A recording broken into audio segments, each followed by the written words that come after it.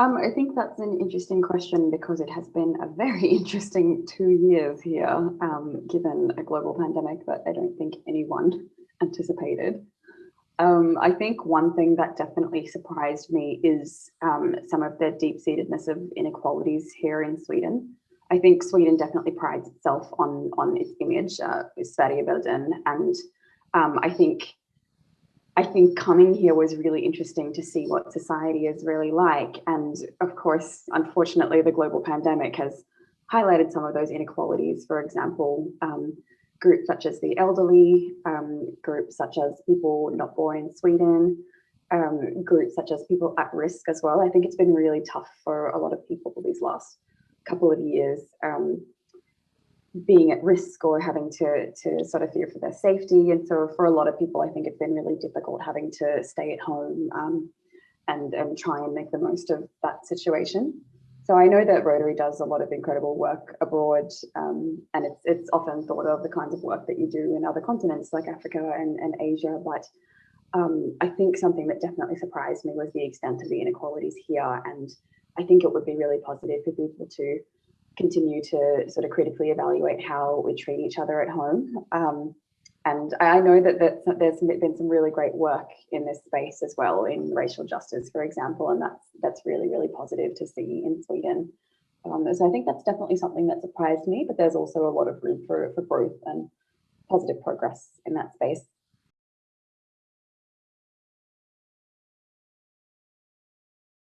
Well, I'm actually going to be staying in Sweden and doing a PhD at Stockholm University. And so one thing I will definitely bring with me is my relationship with my host family, Kjell and Kathleen Alaklet. I think it's been really fun. It's again been tough, given that we haven't been able to meet indoors really, but we've had some great times in their garden. And so something that I'll definitely bring with me is that continued relationship. Hopefully we can, when it's safe to do so, play some Catan and have our dogs meet again. Yeah, that's been really positive and something that I will take with me for sure.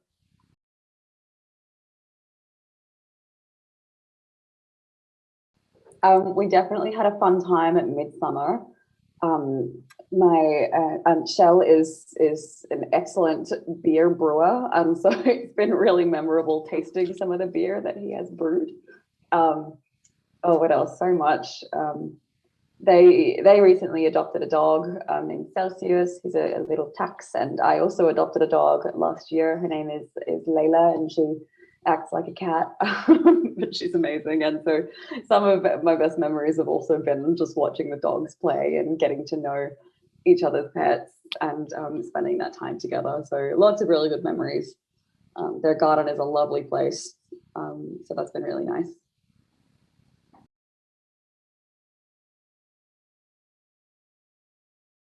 I think I didn't realize just how large Sweden was, geographically speaking. I mean, obviously I've looked at the map before, but being on, the 15-hour train ride north to Kiruna, that's a long way, and you sometimes think of European countries as somewhat small and densely populated, and Sweden is maybe an exception. And maybe I knew that, but I didn't really internalize how big this country is and how sparsely populated it is north of Uppsala. And actually the geography was a bit of a comfort. I grew up in a rural area, and it's nice to feel close to that. It's nice to know that you can be in space pretty soon, and that's what I'm used to. So I felt rather comfortable here in Sweden. I like that I can go in the forest if I want to. I can get out of the small city of Uppsala pretty easily. So I think something there surprised me and comforted me, actually. I also think the people's relationship with nature was a comfort, reminded me of home.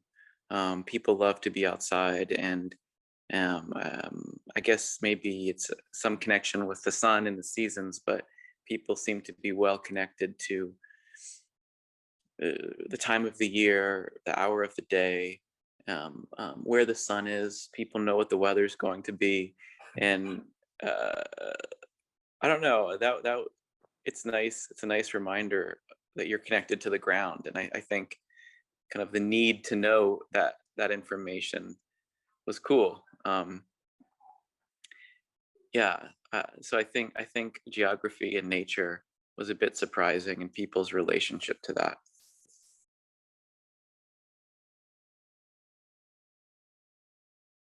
Well, I think some of my best experiences were up north. I really enjoyed presenting to the clubs up north, and having an experience at the district conference in Örnsköldsvik, if I'm pronouncing the city correct, and at Kiruna as well. I really liked speaking to that club, which was very diverse. It had minors, it had professional kind of other types of people, but it's a very diverse club, and that was really neat. And it made me think, well, what is the most northern Rotary club in the world? This is maybe competing for that award. But that's another, maybe Tromsø, or but that was a great experience, and it's good to think about how Rotary does connect the world, and there is some type of brotherhood and sisterhood from the far north of Sweden and the rural areas of Virginia, USA, where I grew up. And that's good. It's good to have a structure like that that can connect people, that in theory that can all work together, with funding and with communication, with dialogue, and with all of that. So I really like that. I really like kind of feeling how big this system is, and thinking about how it can be kind of a vector for change if it's used well. And I think going to the far north kind of underlines that. Yeah.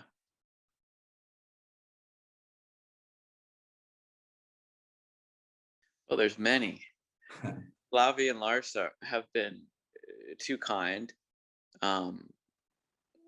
They're quite energetic, and they can push Amanda and I to do more than we thought we were going to do that day, which maybe is counterintuitive, because we're supposed to be the younger people.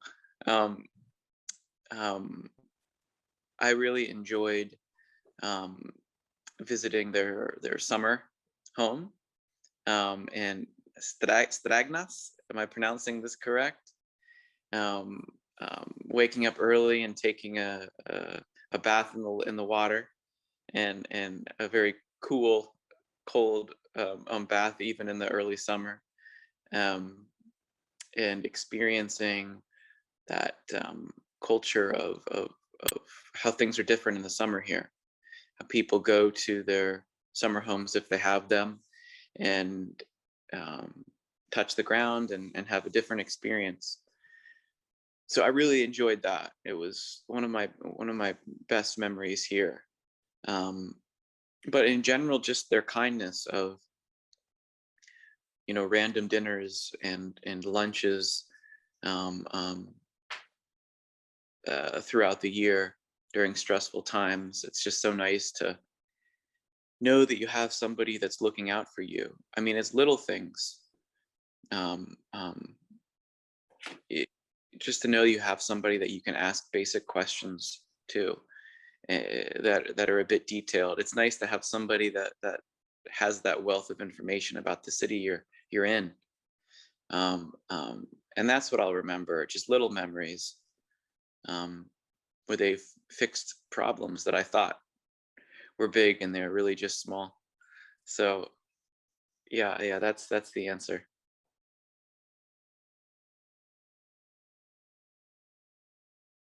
Hi, my name is Mariko. I'm from Japan. I have been studied at Uppsala University now for 2 years. So the first question about what surprised me about Sweden and Swedish people is that the Swedish people and the Swedes and the Japanese people share the similar personality, the characteristic that is the humbleness and or shyness, I may say. So by humbleness or shyness, I mean try to listen to others and try to understand others before expressing one's own ideas. And that is, I'm not saying this is better or worse than other personalities existing around the world. I'm just saying we Japanese and the Swedish people share this personality that I realized. And this, I was surprised because before coming to Sweden, I was expecting that, you know, this Nordic country is total foreign country for me, and there will be no kind of similar cultures or personalities between Sweden and Japan. I mean, apart from, you know, the Asian country and the European country, but I was surprised that how comfortable I feel by interacting with Swedish people, maybe because of these similar personalities. So I really appreciate that.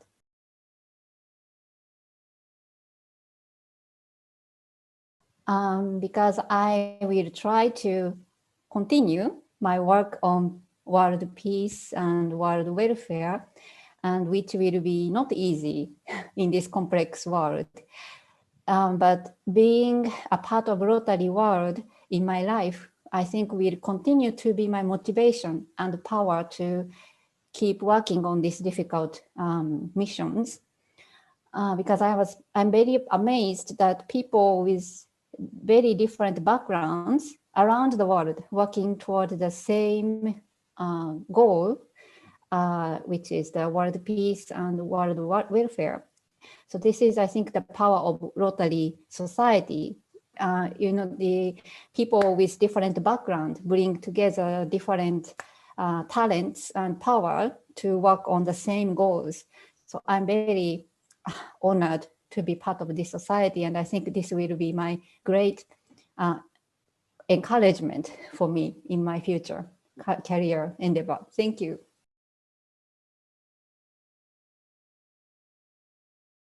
Yes, this is the most difficult question for me because as you can imagine, there are many moments that I could ever forget that I spent with my host family.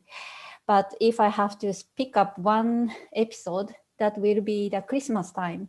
My host family, the family Fries, Mr. and Mrs. Fries, they took me to Skåne in the south part of Sweden where their relatives live.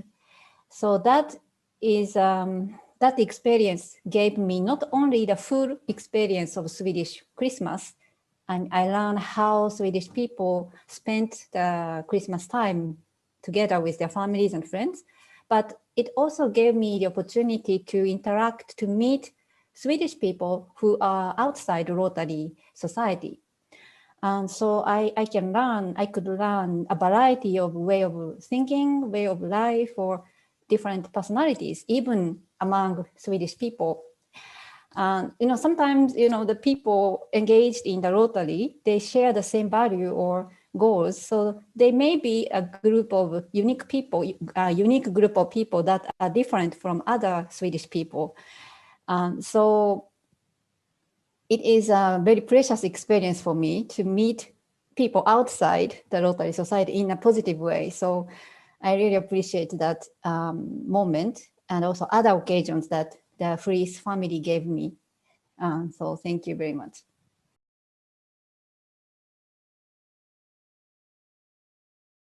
A few things come to mind. The first thing is the convenience of Swish. If you are Swedish, then you know Swish, and if you're not Swedish, then maybe you don't.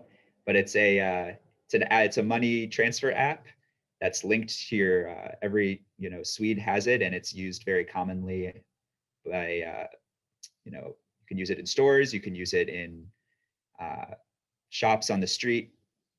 But it's very secure, it's very easy, it's universal, it's very it's just very convenient. And it's shocking. It's so much easier to use an app on your phone to pay for things than it is to pay in cash. So that was pretty surprising to me. It's something that I'll actually miss quite a bit about Sweden. Another thing is being part of the university. I've gotten to know quite a few PhD students here, and it's really been a pleasant surprise just how high their quality of life is. In the US, which is where I'm from, the PhD students sort of scrape by doing their research and, and trying to make a living and survive in the cities that they live in. But it's not exactly a high quality of life, whereas the PhDs at least at Uppsala University, they can take vacation times, they have real workers' rights. And I think that's just a much, that's affording university researchers a higher quality of life, befitting, I think, the sort of work that they do. And it's a statement that Sweden as a society sees these people and their work as being very valuable. So I would say that has been those have been sort of the pleasant surprises. Perhaps less pleasant has been being in Sweden during the COVID-19 pandemic. I have lived in Sweden previously, and I've had really excellent experiences with the Swedish healthcare system. And I came to Sweden with the knowledge that Sweden has one of the strongest social protection policies as far as healthcare in the world. Universal health coverage, and just generally, very strong health outcomes for people.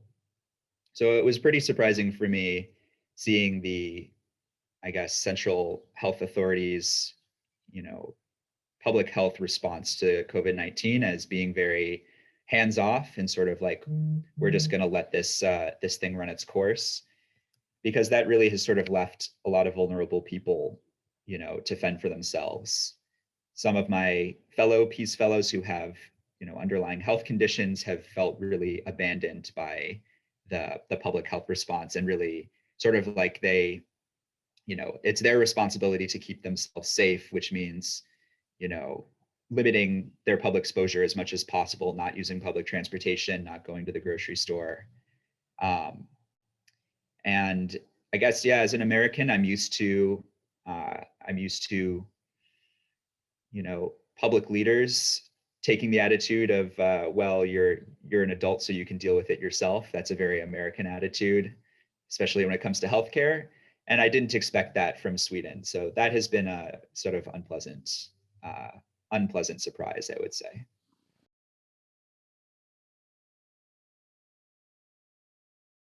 Yeah, the main thing for me is just the willingness to help people without expecting anything in return. Rotary is Rotary is a business organization, and business people tend to be very transactional. But there's something different, I think, about Rotary and the way that people help each other within Rotary, within the Rotary network. I have gone in the past year, or the past 2 years, I've gone from being somebody who is always sort of reaching out and trying to seek out help from people who are more experienced. And now I find myself in the opposite position, where people are reaching out to me to ask me about my Peace Fellowship, my master's degree, my job experience. So it's a very strange position for me to be in, suddenly, to be the one who's doling out advice as opposed to the one who's seeking advice. But again, I think just the amount of help that I've received from Rotarians along this entire journey, even before I began my Peace Fellowship, just the process of applying. So it's really been a 3-year process of heavy involvement with Rotary and meeting tons of Rotarians across 2 different continents. And yeah, the spirit of generosity is something that I will definitely carry forward.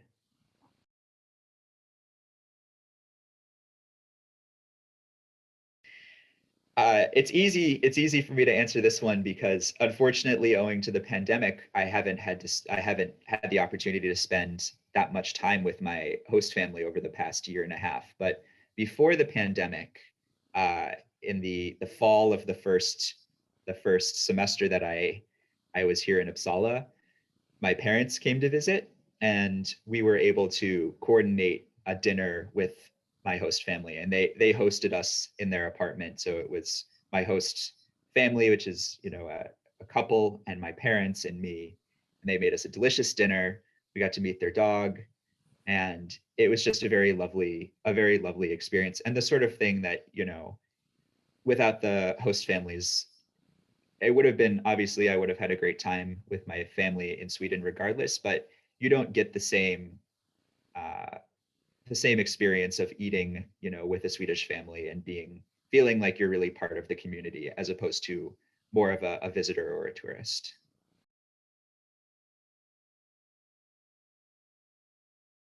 Sure. So yeah, I mean, I have talked about this with many people here, with my friends, even with my family back home. I have shared this, and even we talked about this in our newsletter as well, like one of the edition that we had. And that thing is silence, basically the kind of silence that I experience here. So it was the first day, my first night here in Sweden.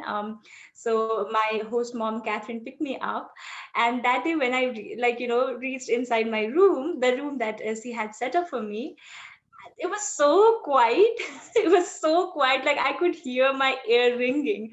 And it was very new to me because I come from kind of a part of world where people are mostly very chatty and loud, so especially my family, like my mom is kind of loud, so I always have some sort of noise. But it was so quiet, and that was very strange to me, very strange feeling for me. And besides that, it's also, I guess, like lot less number of people in the streets, because again, I live in Kathmandu and it's quite crowded. And but fortunately I don't like crowded places, so this was a pleasant surprise for me.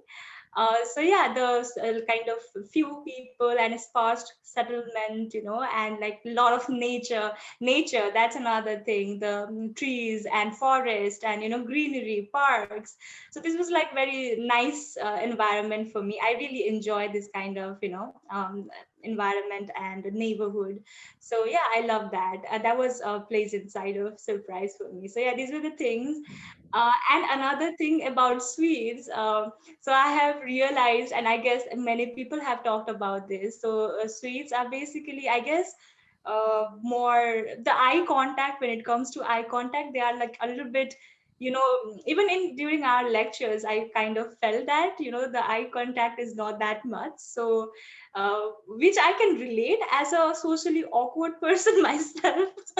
So yeah, that was another thing. And definitely winter here was very not good surprise, very dark and depressing, but snow was a good experience again. So yeah, these are my new surprising things about Sweden.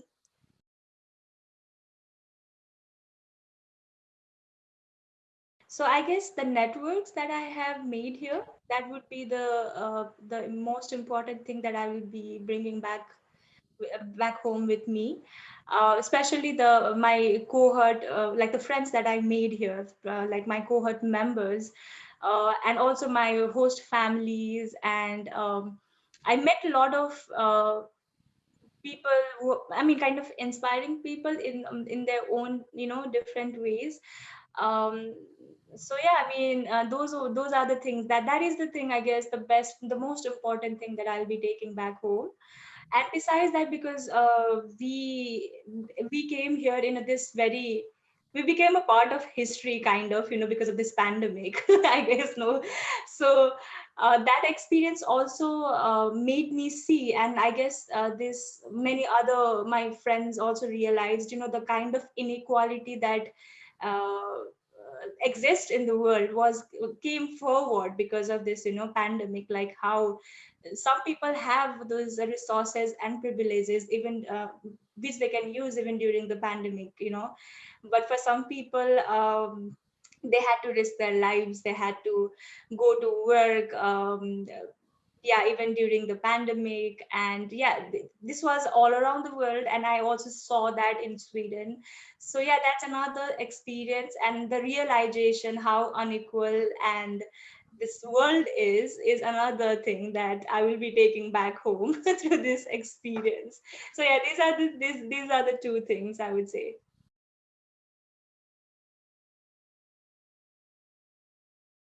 So about this, I think I will take a lot of long time to explain, because I have many memorable moments with my host families. Actually, I think every time I met them was kind of memorable.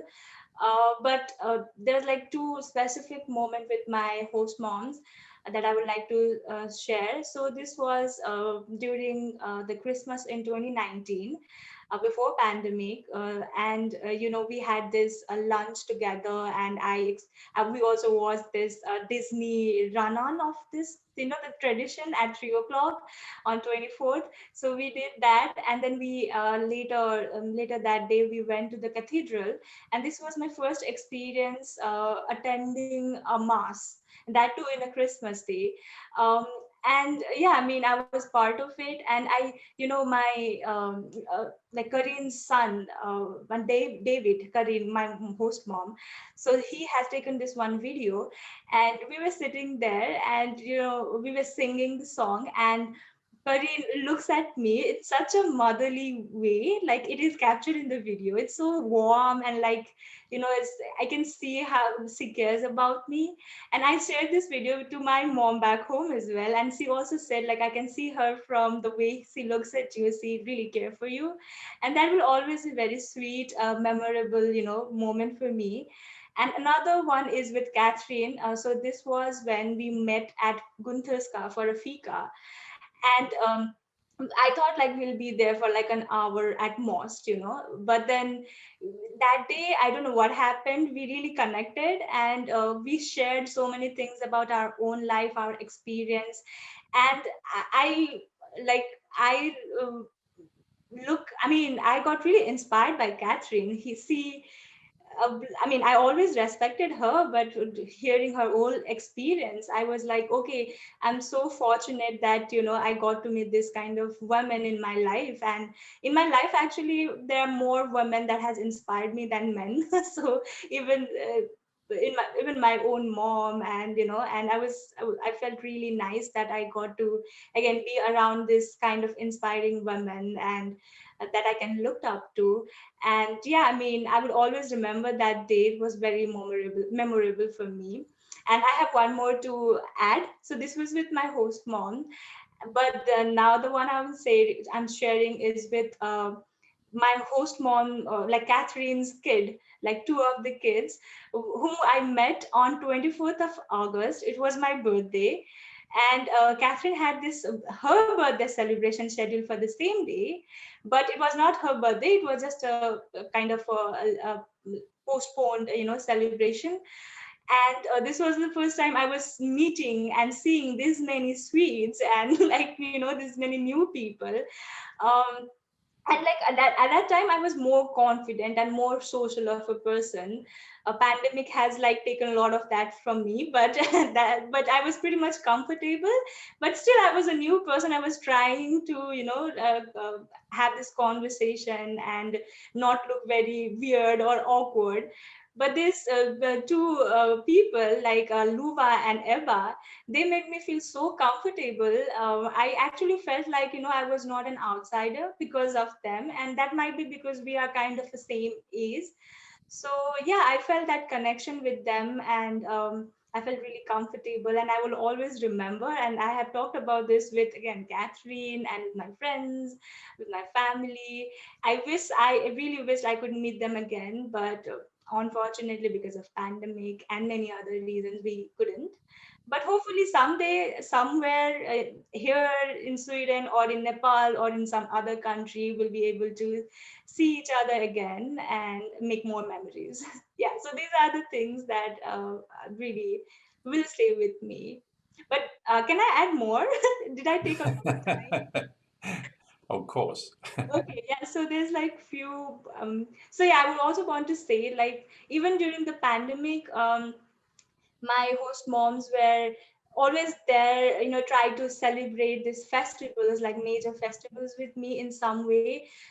So this was the day of Tihar, which is kind of known as Diwali all around the world. In Nepal, we call it Tihar. So this is a very important festival for us as well, and that's my favorite festival. And Corinne that day, she come to my, she came downstairs and she brought this very beautiful orchid, and then the cookies and lights for me, knowing that this is a very important festival for us. And that was so nice of her. I was so touched.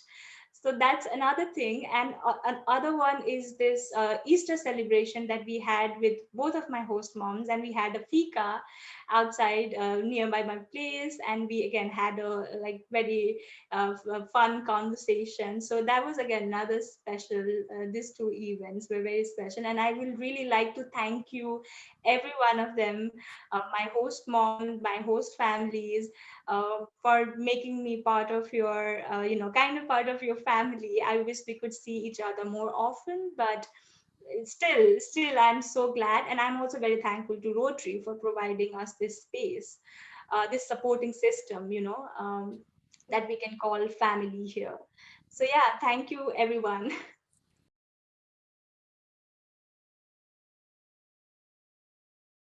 I think a lot of things have been said by probably previous fellows in terms of probably how shy in general the Swedes are, and also when people are standing in line, they would probably stand not so close to each other. I was living in the U.S. before, and at least I was living in the Midwest and California, and people were quite talkative, or we like to make small talks with strangers. And coming here, I think that was kind of like culture shock. Like you actually stand far away from people who are standing in front and behind you, and you are not supposed to make small talks. So that's something I heard about, but I did not really get accustomed to it. I still do not really quite like it myself. But I think in contrast, I also learned Swedish people are very like genuinely nice people. Like they're shy when you try to make small talks to them on the street. But if you actually ask for help, like for the directions and things like that, they're very eager to help.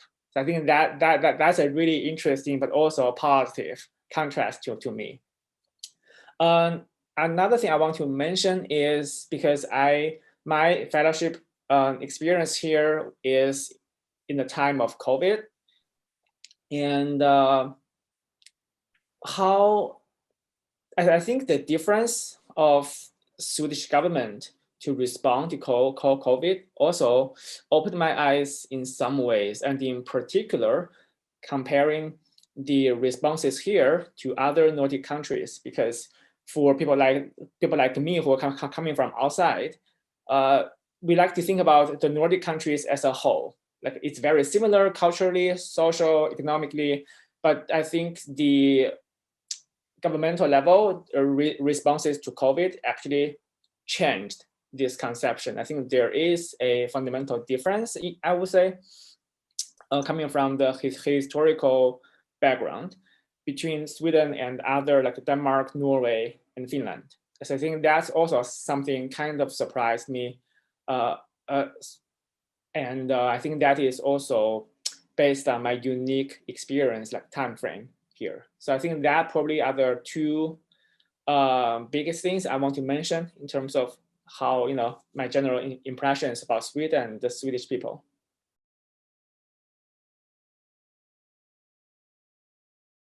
I think the first thing I could think of is the motto that Rotary and the Rotarians have been holding up to, serve above yourself. It sounds like very grandiose, very like fancy slogan, but actually when I work with more Rotarians and other Peace Fellows, it really amazed me how many of them actually embody this slogan and actually put this slogan, incorporate this slogan in their daily lives. And I think I learned a lot about how to transform from this beautifully sound slogan, the words, into more nuanced, more like detailed daily life. That is a very valuable lesson that I think I'm gonna take with me wherever I go, and for the future and the rest of my career.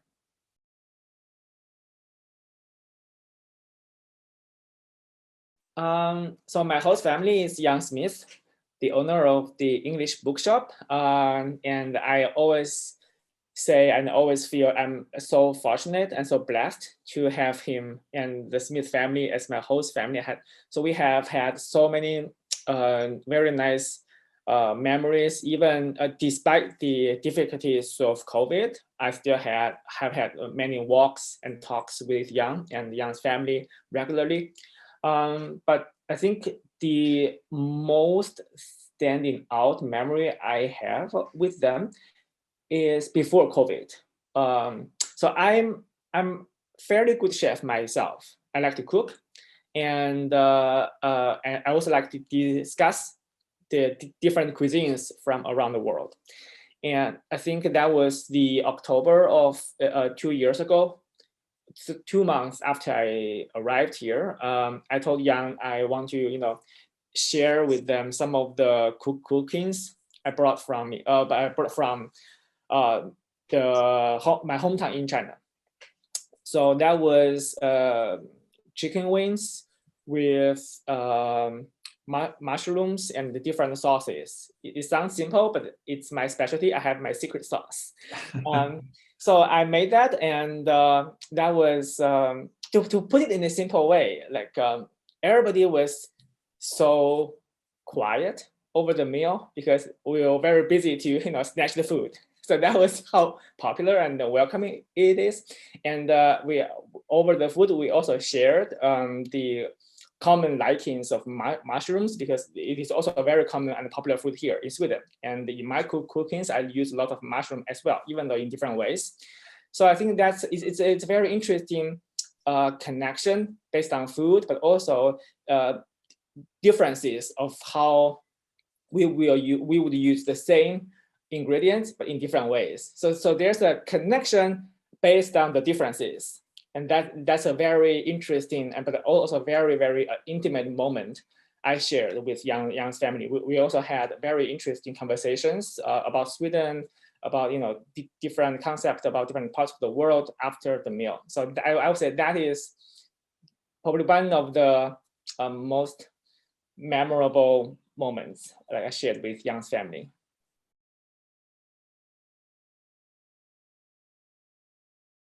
I had heard that Swedes were very quiet and reserved. And while in some cases that was true, I've actually found everyone I've met to be very warm and friendly and kind, and very eager to talk and share their experiences and their knowledge about Sweden. So that's been a wonderful surprise. I was a little bit nervous when I first came here about making friends, but everyone that I've met has been truly very open and wonderful. I was also surprised that the public transportation costs money.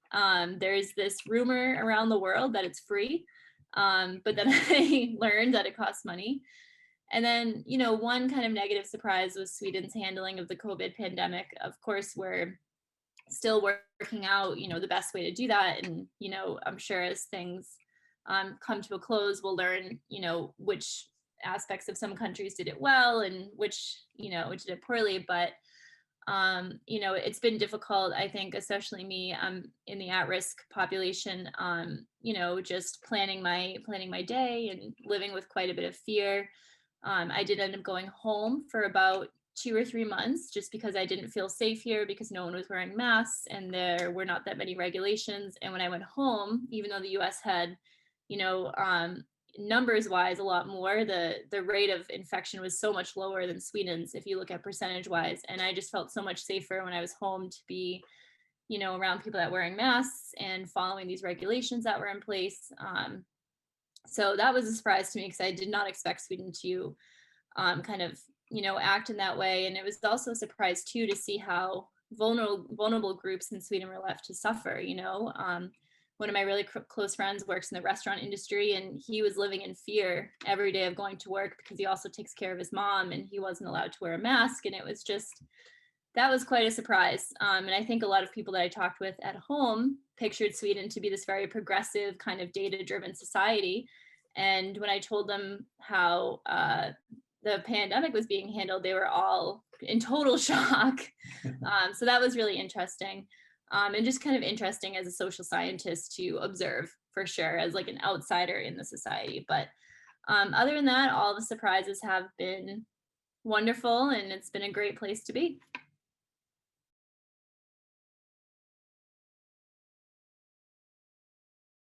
Well, from the Rotary world, just the commitment to service, of course, my whole life, I've always had this commitment kind of, but Rotary really gives you the tools to engage in service and to serve both your local community and the global community, My Rotary clubs that I am close with at home are so committed both to these massive global issues, and also it's, you see them working with these very local issues, whether it be homelessness or hunger or things like that. And just this commitment, right, to be an agent of change, I think is something that I'll bring with me from Rotary into everything that I do. And I hope to maintain that connection with Rotary as I go, because it's really inspiring to see all of the hard work that you guys do and all of the commitments that you have to your community and then, to the world. So hopefully that.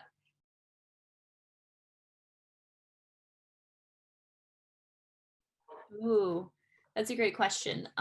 Well, when we first came here, Bjorn took myself and a few of the Peace Fellows on this really beautiful walk to the lake, Lake Ekon, which I might be saying it wrong, but it's here in Uppsala. And it was like our first real kind of hiking adventure in Swedish nature. And he kind of showed us the way and talked to us a lot about Swedish culture. And myself and all of the Peace Fellows who attended still talk about that walk all the time because we had so much fun, and it was so great to get to know Bjorn on that walk. And then also too, they've had several dinners with myself and my friends, and that's been so wonderful. They're such a wonderful family. One of the things I'll never forget is my birthday here when I went over there to celebrate with them, and they just made me feel so welcome and felt very much like I was at home. And also they have a son who is an opera singer, and when they all sang happy birthday to me, it was like the most fabulous happy birthday I could imagine. But yeah, just they just made me feel so welcome, and they've also made a lot of my friends feel very welcome by welcoming them into their home with meals and just spending really nice times together. So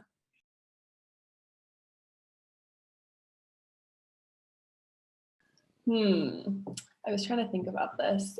There's just a few quirky things that I always think about when I think of Swedes. One of them is the different sounds you guys make when you speak.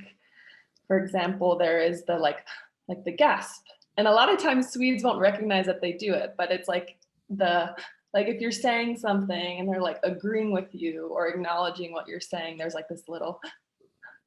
And at first, when I heard it, I was shocked. I was like, is she okay? Like, I really didn't know what was going on. It was my host mom, actually, who I noticed it from, Anita, and she does it a lot. And then I realized other Swedes were doing it. I was like, oh, this isn't just an Anita thing. This must be like a cultural thing.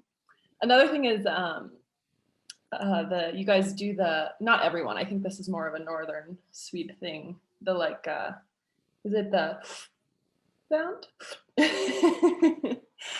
Yes, something I also have enjoyed a lot. So a lot of different sounds. I also was shocked by the Stockholm, like the high society Stockholm accent. I'm sure most of you know what I'm talking about. It's like really nasally. I remember hearing that for the first time. Gosh, there's a lot to talk about. I was also surprised at how hard it is to really befriend a Swede. I learned that actually Sweden is one of the hardest countries for internationals to come to make friends with Swedes. due to just being, I don't know if it's shy, just culturally, it becomes, I have Swedish friends. I feel very lucky. I actually have a few Swedish friends. And so I talk to them about this a lot, and they're like, yes, that's absolutely true. And they said, though, if you do become real friends, then you're friends for life. So it's good to know. If you can make it in, then you got one who will go to the grave with you. So I was like, okay. Yeah, and you guys are very proud people. I mean, Sweden, this didn't necessarily surprise me, but Sweden's a beautiful country. In a lot of ways, it reminds me of Colorado, where I'm from in the United States. People love to be outdoors. People are really active. They really appreciate and are proud of their land and their country. And there's a lot of reasons to be proud. I think there's a lot of things that I've come to really love about Sweden. So that's where I'll say for now.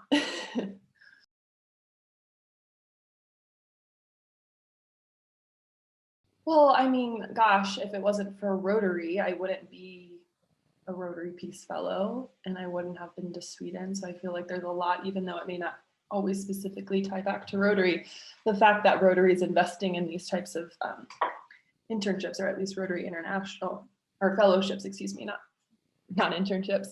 I mean, my entire life has been transformed, and this thought of what it means to be a peace leader and to go out into the world and try to make positive change is something that I think Rotary values a lot. So I know because of this fellowship, I will forever be transformed, and it has completely transformed my trajectory in the way that I'm going to move about the world now. And I have only Rotary to thank, and the donors who donated to the fellowship and believe in this fellowship, and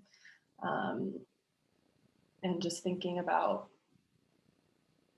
what that means. And I hope only that Rotary Peace Fellowships can continue to grow and continue to invest in more individuals who have less access to be able to go to and get their master's degrees. I think that's a really cool thing. And I'm forever indebted to Rotary for this opportunity.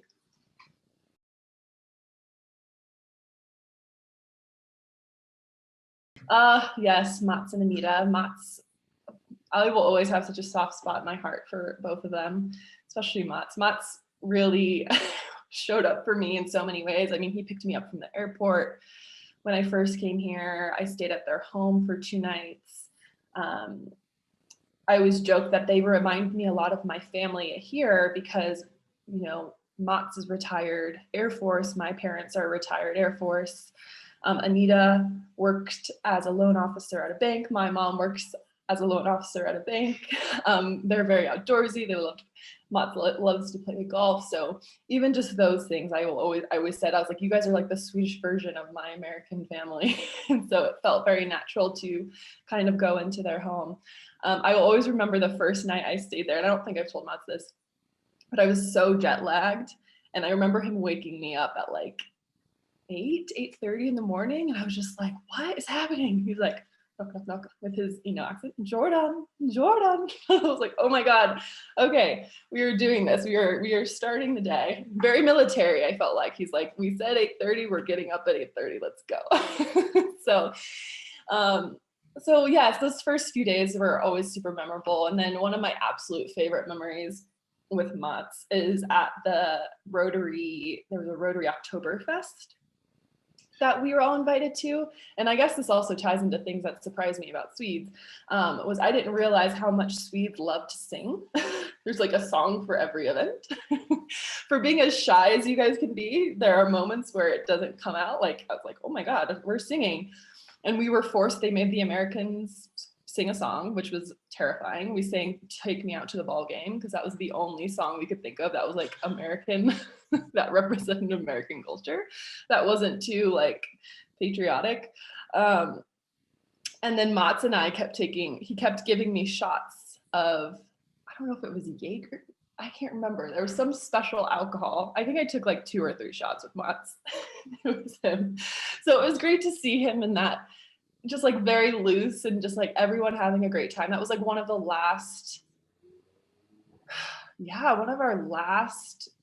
big kind of events that we had before the pandemic. Like even though that was in October, I'm like trying to think if we really had anything else similar to that. So for so many reasons, that night really like holds a special, special part in my heart.